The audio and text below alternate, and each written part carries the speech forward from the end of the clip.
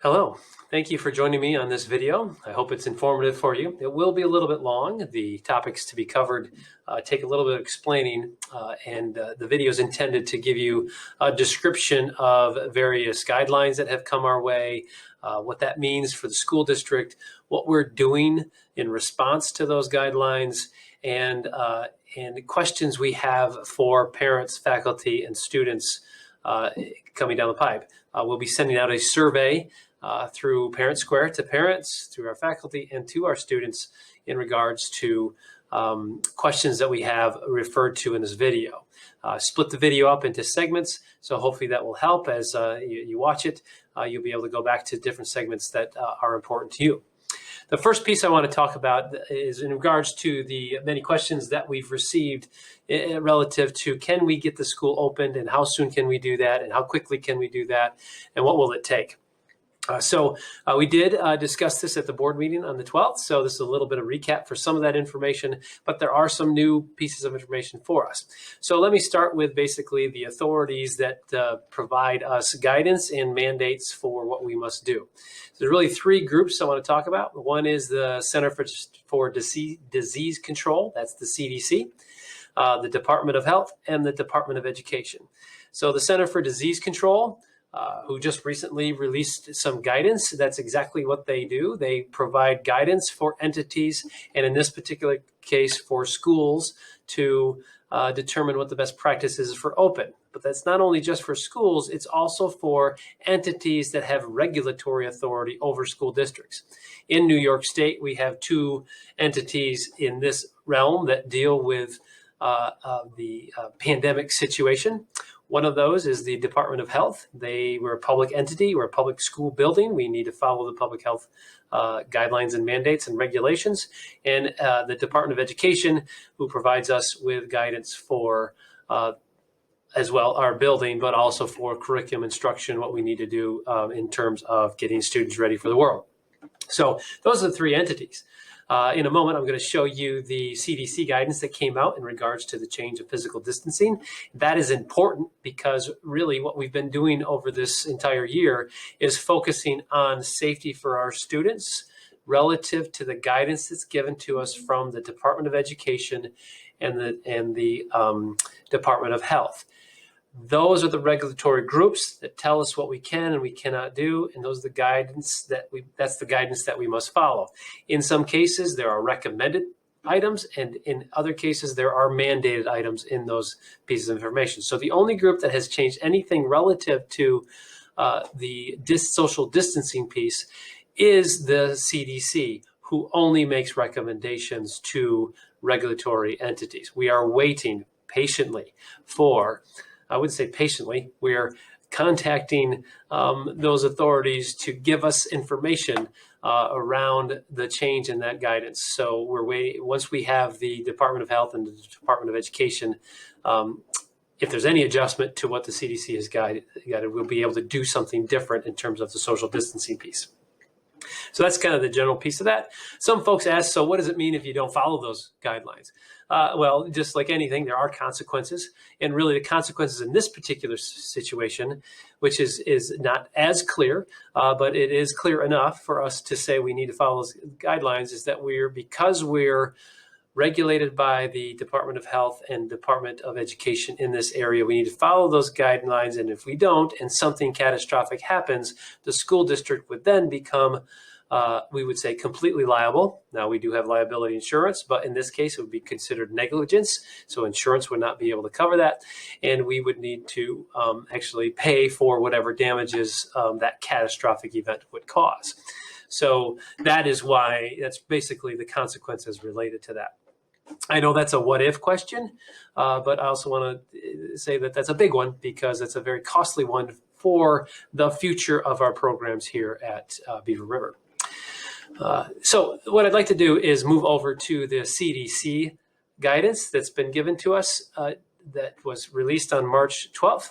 And I'll pull that over on the screen. We'll take a look at that and give you an idea of what the guidance that we're using right now to help us prepare for a case when the state guidance changes for our students to go to in-school instruction with 3 feet of space. So here we go.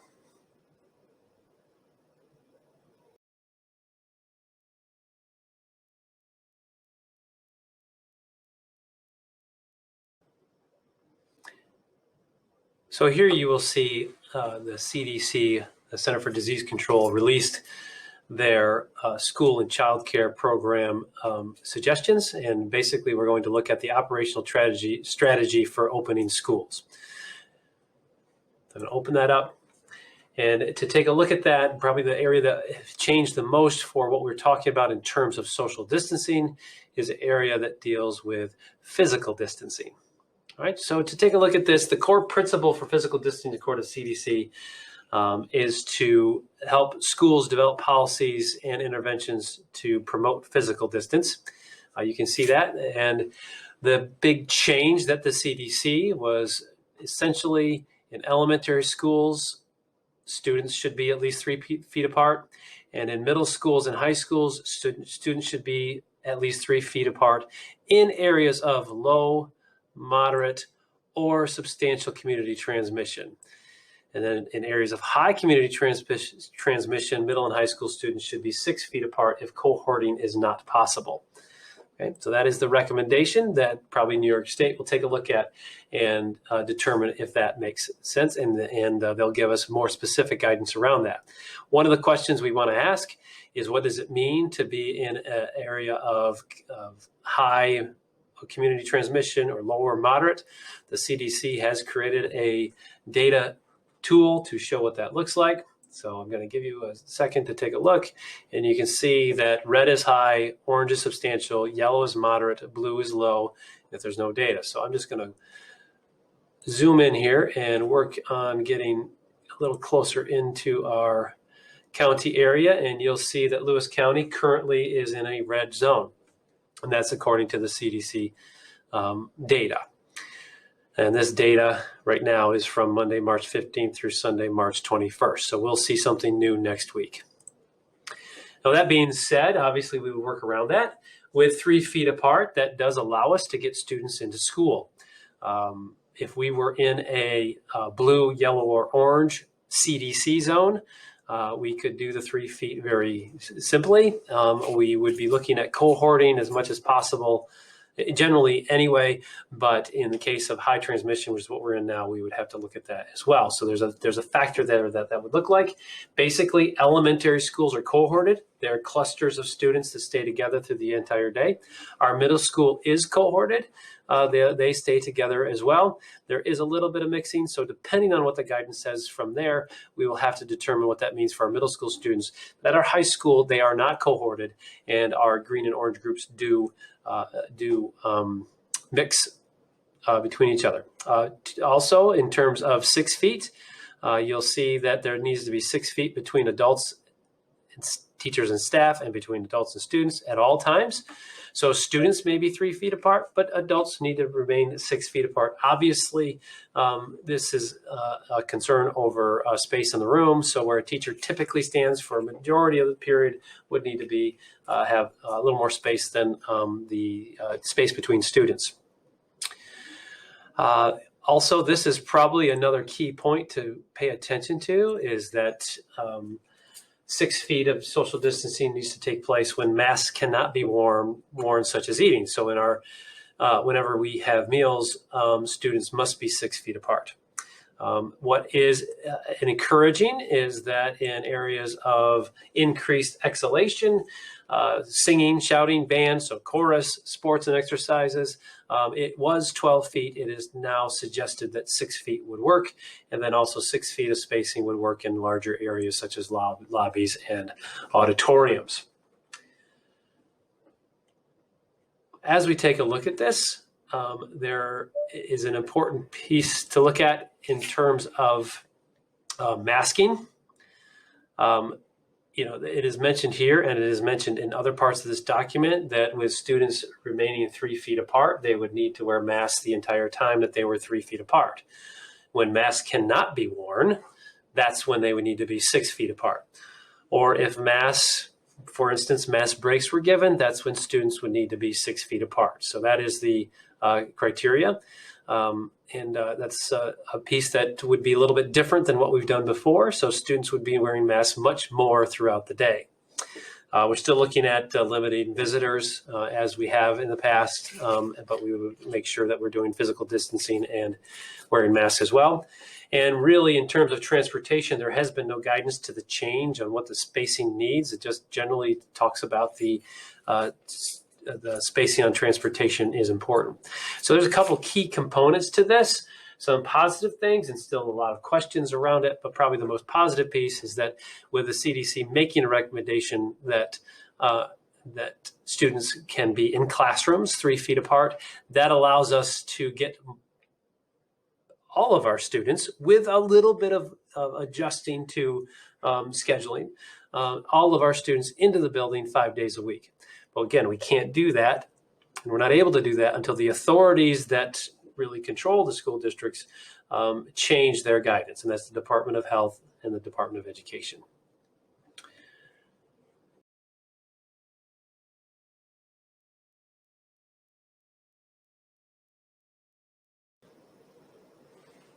So now that we've reviewed the CDC guidance, you can see that there are some specific changes that are taking place, things that we are a little concerned about if we had to follow those based upon what the CDC says, and then how that transfers over to the Department of Health and Education. So the biggest concern that we might have is now students will be wearing masks all day with the 3 feet of space. We need to figure out transportation. It hasn't been very clear. And we need to take a look at the cafeteria.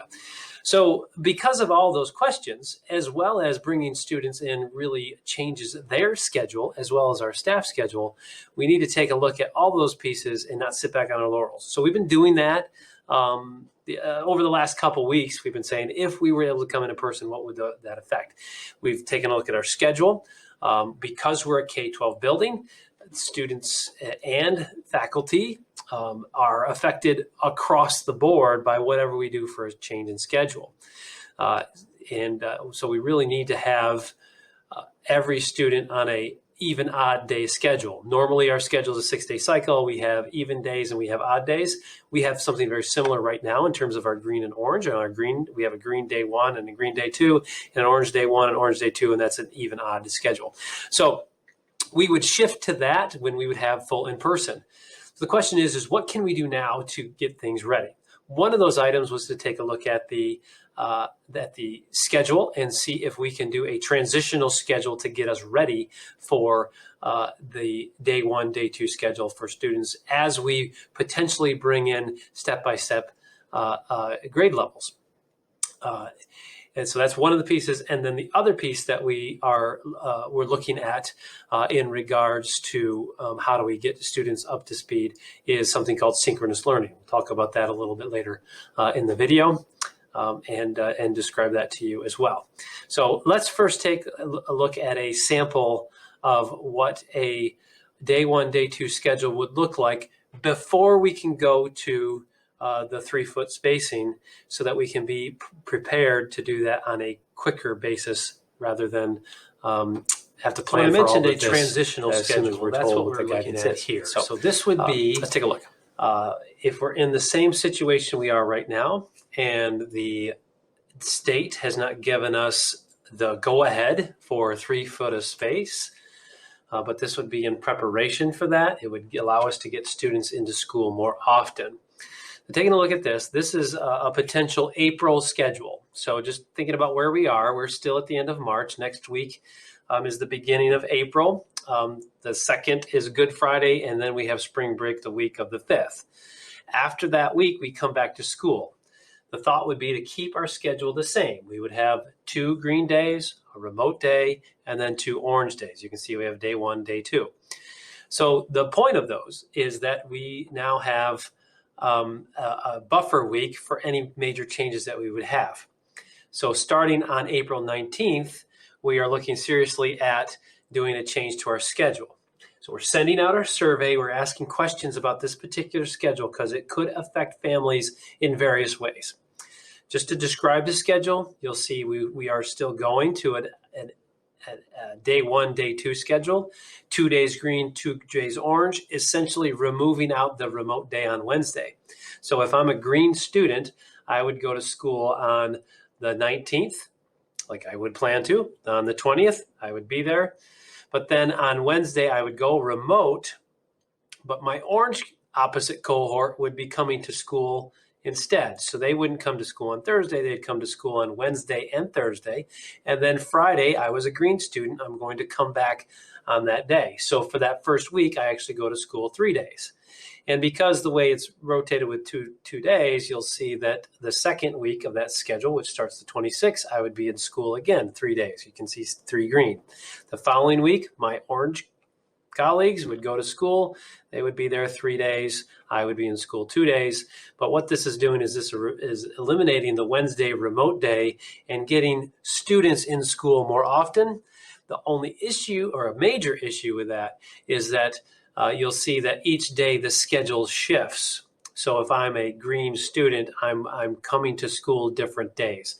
So that could affect the student schedule. That could affect the parent schedule. There's pros and cons to both of those. The point of this being that if we can get our students on schedules that are similar to the day 1, day 2 schedule, they could then be in school. And when we were ready to transition to full in-person, it might take a couple days to do the shift, but we wouldn't have to wait and do a complete recycle of the schedule. Kids would already understand that they're going to school pretty much every day of school.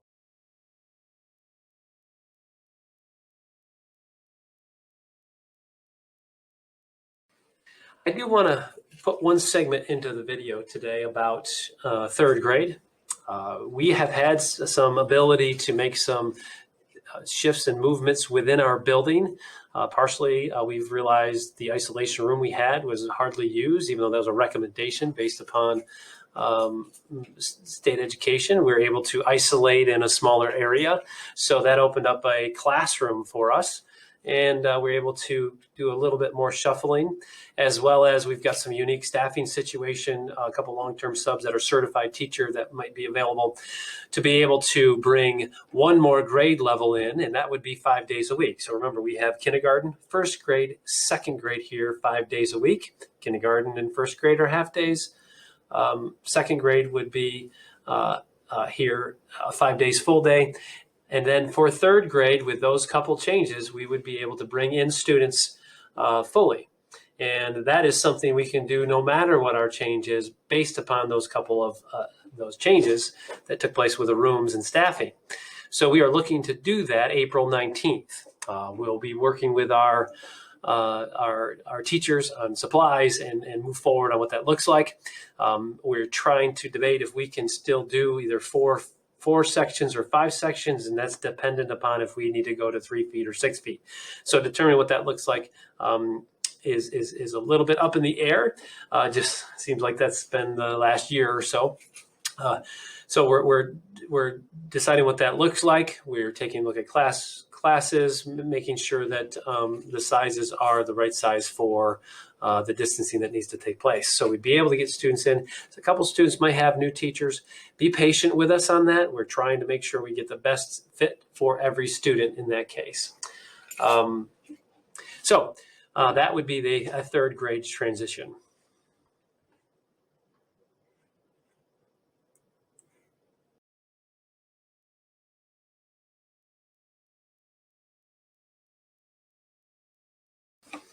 So one of the other transitions that we've talked about to get us to full in-person learning is the addition of synchronous learning into the classroom. What that means is students would be in class learning, but there would also be remote students that would be home learning synchronously as well. Looking at this, technically speaking, it's very difficult to do this in many classes, but in some classes it may make sense. So some of the transition you may see in the classes related to teachers they could decide to do a synchronous classroom or a remote classroom while students are in class. So if I'm a green student, it's my day 2 class, and I'm in 7th grade math. The orange students who have that same period with me on orange days would then log on and join synchronously to the class at that point, and the teacher would be managing those pieces. It adds another layer of management to that, but it could also connect two groups together, the green and orange groups that may have not seen each other for a little while. That's another piece that we could do, as well as looking at instruction and delivering content in a different manner could actually enhance students' learning. And it also prepares them for in-person learning 5 days a week, because now they would be following a schedule that would match that.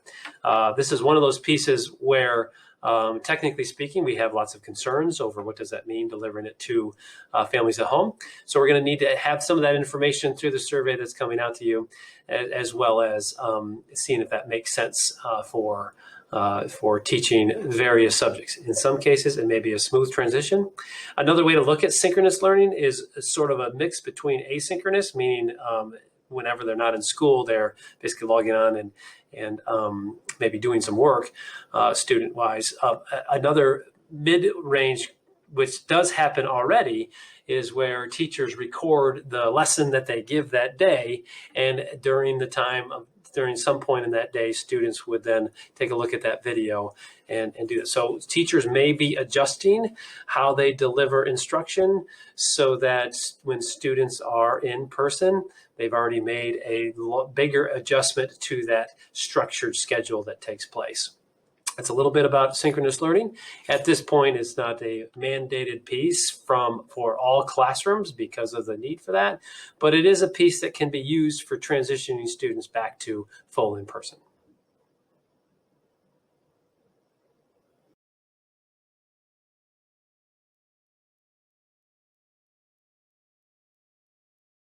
So as you can see, there's a lot of different puzzle pieces that fit together with a switch to full in-person learning. Our entire hope is that the New York State Department of Health, the New York State Education Department, gives us guidance as soon as possible so that we can determine if there's any changes from what the CDC is recommending. We can make adjustments so that we can get students back into school 5 days a week. The key component of that is the 3-foot space. So if we can decrease the 6 foot to 3 feet in the classroom, that opens up the doors to be able to get students in here. We have to make sure there's guidance around transportation. That needs to change, and cafeteria. So we'll be working through that. We'll be sending almost immediately out the survey for parents, students, and faculty to review and put input on various items of concern. So we've come up with some items that would be, so you will check those boxes and let us know what the feel is and what the concern is of the community to be able to have students back in school. Rest assured, we're going to take the guidance and make sure that we follow what's there to the best that we can so that students are safe. We also know that there's two parts of why schools exist. One of those pieces is obviously student achievement. We want to make sure that students are ready for the world. The other part of that, ready for the world, is the social emotional aspect. And we know that there are a lot of concerns out there. So I want to thank you all for those who sent in messages to myself, to the board, about the support to try to get students back in.